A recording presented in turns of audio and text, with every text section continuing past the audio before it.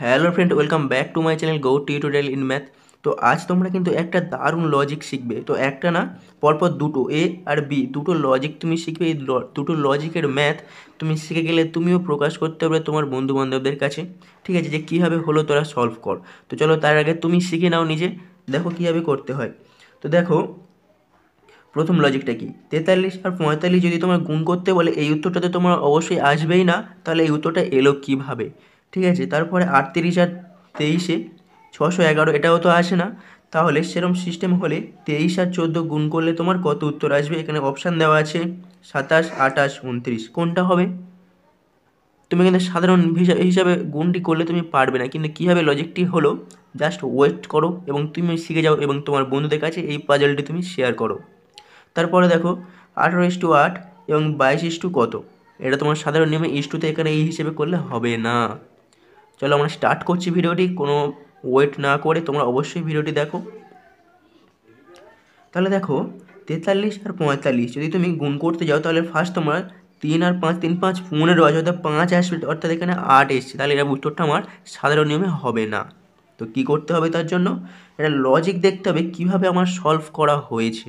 তো কীভাবে হয়েছে একটা জিনিস ট্রাই করে দেখো, 4 আর 4 গুণ করে কিন্তু 16 হয়েছে, আর 3 আর 5 যোগ করে 8 হয়েছে। তার মানে 4 আর 4 তোমার গুণ হয়েছে, আর 3 আর 5 তোমার যোগ করা হয়েছে, হয়ে এটা সলভ হয়েছে। 4 আর 4 এটা এসছে, আর 3 আর 5 যোগ করে 8, এটা এই 8 হয়েছে। তাহলে দেখি এটা যদি আমার এই লজিকে ট্রাই করা যায়, তাহলে আমার এটা অবশ্যই ওই লজিকে হয়ে যাবে। তো দেখো কি করা হয়েছে, 3 আর 2-এ 3 2-এ 6 এবং 8 আর 3-এ যোগ করে 11। তাহলে কিন্তু আমার এই লজিকটি ম্যাচ করে গেছে। তার মানে চিন্তা না করে ওই লজিকে আমার এই উত্তর আমি নিশ্চয়ই পেয়ে যাব, তুমি ধারণা করে নিতে পারবে। তো দেখো এখানে তাহলে 2 আর 1-এ কত হবে, 2 আর 1-এ 2, এবং 3 আর 4-এ যোগ করে কত হবে 7। তাহলে 27 যদি আমাদের উত্তর দেওয়া থাকে, তাহলে অবশ্যই আমাদের অ্যান্সার সেটি। তো দেখো আমাদের ফার্স্ট কোশ্চেনে 27 দেওয়া আছে। তো এরকমই লজিক তুমি কিন্তু প্রকাশ করতে পারবে তোমার বন্ধুদের কাছে, তোমার বন্ধুদেরকে তুমি অবাক করে দিতে পারবে কীভাবে হবে যে 23 আর 14 গুণ করে 27 কীভাবে সম্ভব, তাই না। চলো আমরা পরের লজিকটি দেখে নিই। আর এই লজিকটি যদি দেখে খুব খুশি মনে হয়, তাহলে অবশ্যই এটি লাইক কিন্তু করবে এবং চ্যানেলে নতুন হলে সাবস্ক্রাইব করে রাখবে এরকমই ম্যাজিক ম্যাথ পাওয়ার জন্য এবং শর্টকাট ম্যাথ পাওয়ার জন্য।